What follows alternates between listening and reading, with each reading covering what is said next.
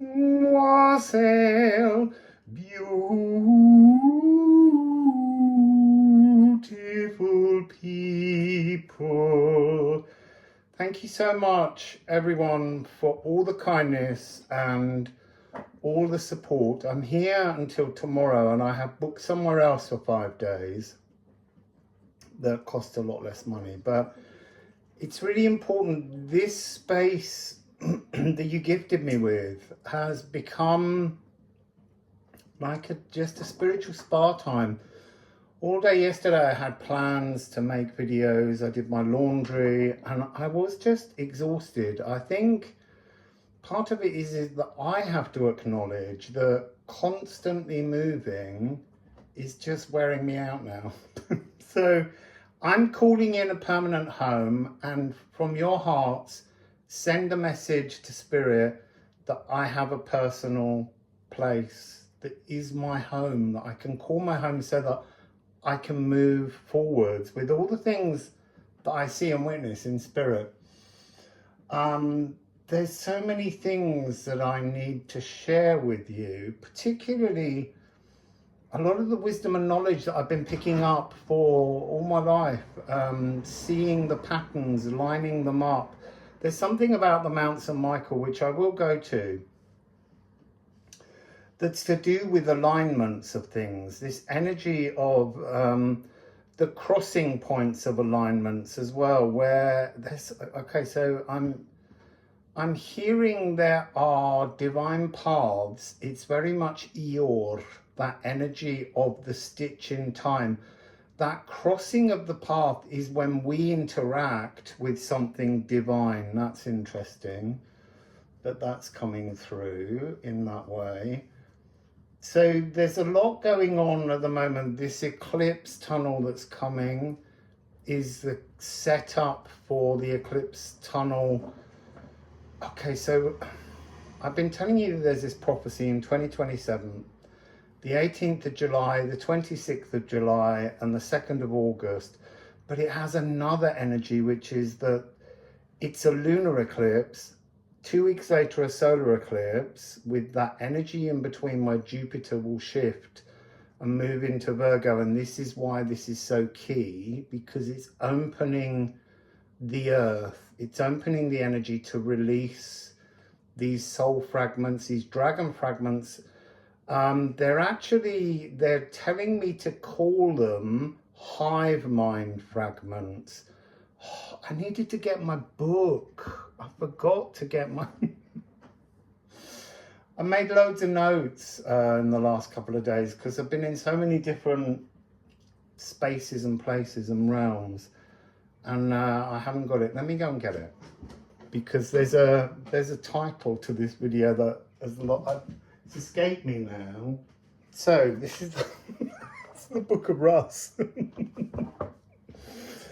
I'm sitting on a really high bar stool, which is really uncomfortable. So what do I want to add to this? Oh, Cosmic Descendancy, that's right. That came through when I was on the path walking about a week ago or more in a video, the Coffee in Cornwall one.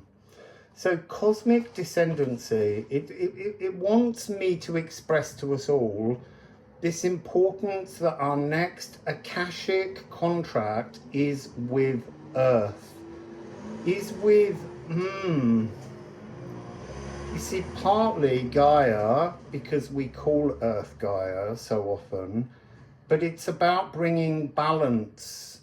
So seeing Gaia as both masculine and feminine, seeing Gaia as intention and action. But the interesting part of this is that we have to call down, calling in our galactic divine intention, divine feminine.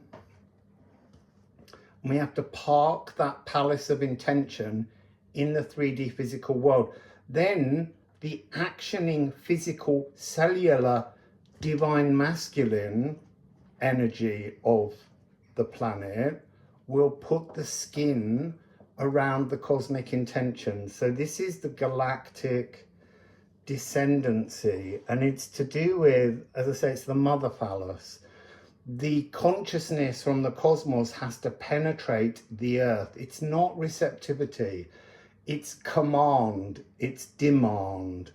And that's how we materialize things, not manifest. And the reason I want to bring this across is because most tarot readers will always talk about the magician as being the divine alchemist. And that's not true. Hierophant is the divine alchemist. But Hierophant has been obscured, and with this notion of being the church and marriage and structures and form.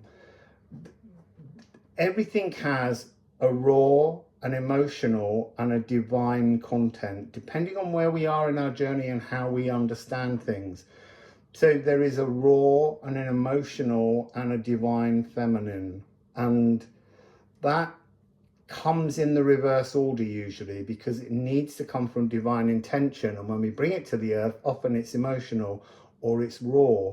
And so the cards are the divine feminine, divine intention, the high priestess. Emotional feminine or emotional intention is the empress, to birth. But you need the intention to birth. And then the raw feminine is strength. It's taking the physical raw lion and saying, do that again and I'll break your jaw.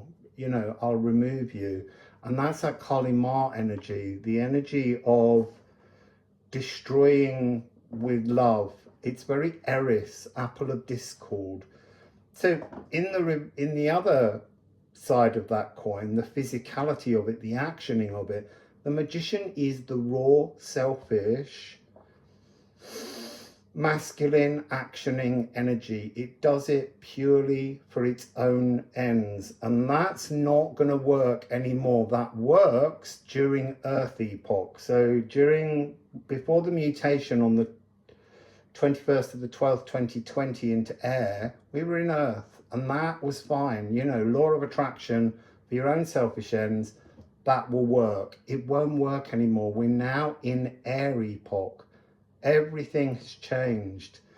So the emperor is the emotional actioning, the emotional masculine, the understanding that we need to be symbiotically connected to both intention and actioning, feminine and masculine. Doesn't matter your gender, they're all within us. But that's another thing that we're not understanding, because we've had to overemphasize the power of the divine intention, the feminine energy, because it was being suppressed and lost in most of history.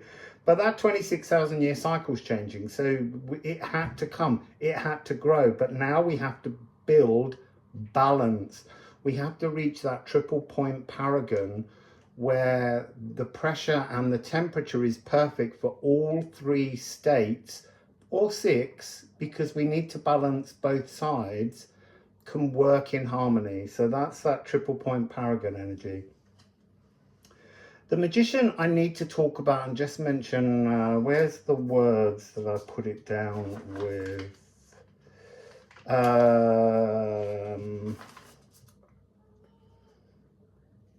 Oh yeah, Il Bagatto and Le Battleur were the two original Tarot de Marseille and the early Italian Renaissance tarot decks.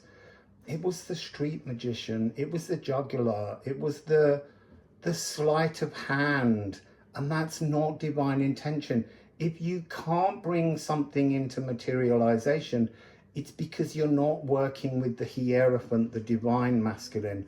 But for the divine masculine to work, the divine feminine has to penetrate and bring in that energy. Okay, I need to keep an eye on the time because I really want to make these videos shorter, which is always my way.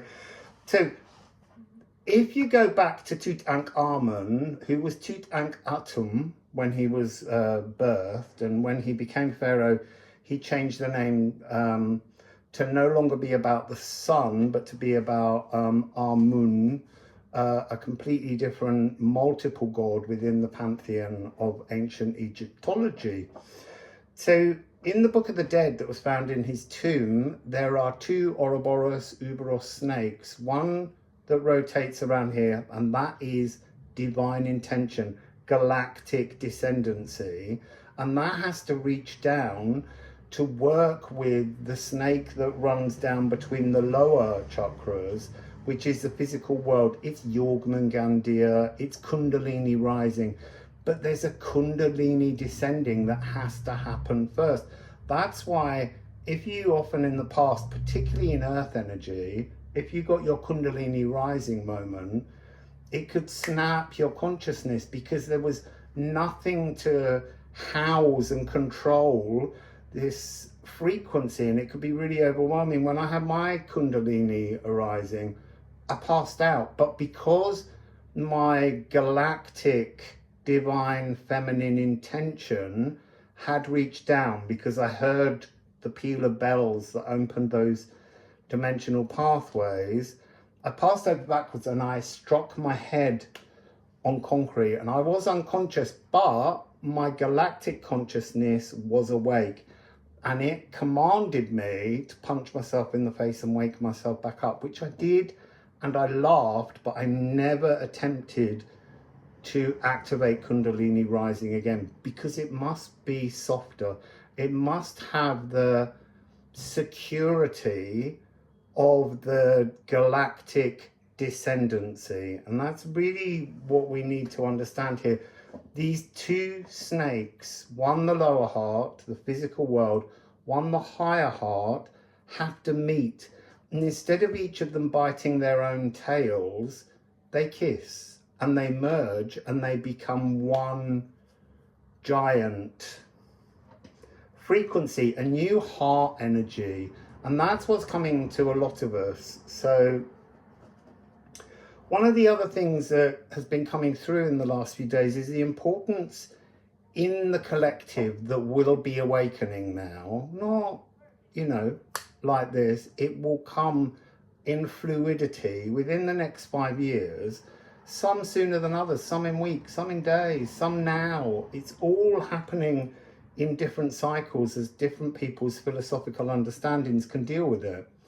But one of the really important things is to acknowledge that people who have these gifts, you see, I wanted to say ascended gifts, but it's all a semantic language, it becomes difficult. People who have gifts, these galactic love workers, these people that can reach out to other realms, they are a gift. Now, when you go and see a doctor because you need help, we pay a doctor, and it's time now, and you are doing it for me, and I am so grateful that we acknowledge that these gifts that people have that many don't understand or are slightly jealous of, they need to be rewarded. And so I will continue to keep all of my readings free, because some people don't have the money to donate anything. And I know that because I have no money. But the important thing is that when you engage with me and the channel and you make a donation, you're also reaching out to the collective who are in lack. You are showing your ability to support them and their journey, our complete whole journey together. So I'm gonna shuffle the musical Alchemy of Astrology deck. There's a thing where I'm being told, and I know that I don't need tarot, I don't need oracle decks, but people still do. In order to do their own personal journey, they do. I don't anymore, because I can just reach into the realms, receive downloads, receive uploads. That's the other thing. Thank you, Gaia. We're going to be receiving Akashic uploads to understand our place in the earth. Yes, we're all a starseed, but right now, the next part of our journey is to be an earth seed, a divine earth seed. And that, as it awakens in us, will feel such an honor. But it will come with an energy where it's tricky. if someone is not in alignment with you, you have to let them go. They may come back. That's not the important part.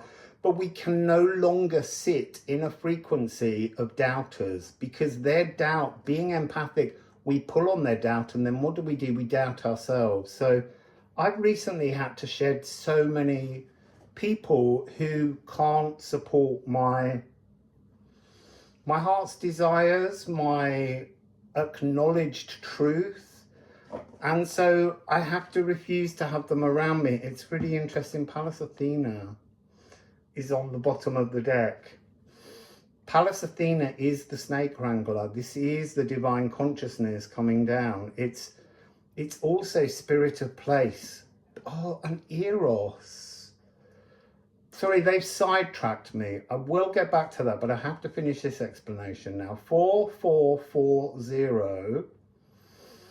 So this is releasing from the Jupiter trap, cleansing, and then starting something anew. But the cosmic egg of eruption, of pure love, is in the earth. Gaia will give this to us when we are ready. But we need to pull down our cosmic consciousness to start with. And this is the ultimate panacea coming towards us. This huge honor to work and be and declare that you are a divine earth seed. Not the stagnant labyrinth earth seeds that we've been, all of us, for the last 26,000 years. This is about embracing, understanding that we are all part of the genius loci, the spirit of place. We have a connection to the soul of the earth, and that's a really massive frequency. So I've lost my thread on what I was saying before Pallas Athena waved her hand towards us. So anyway, I'm going to go away, edit this video, and if something comes up in the edit and I think it is important to continue that thread, I shall. But otherwise, I'm going to trust that the universe wanted me to step away from the rest of that part of the message so that we can go into the relevant message when it has the relevant frequencies to support it. So please do keep sending money. Honor me, honor you, and honor the collective. See, now there is another thing. So these fragments that we're going to be dealing with, I don't think I even got as far as explaining the dates, the 2 weeks. It's a lunar eclipse, a solar eclipse, a lunar eclipse. And that's quite rare in itself. And it's interesting because back in 729 AD or BCE,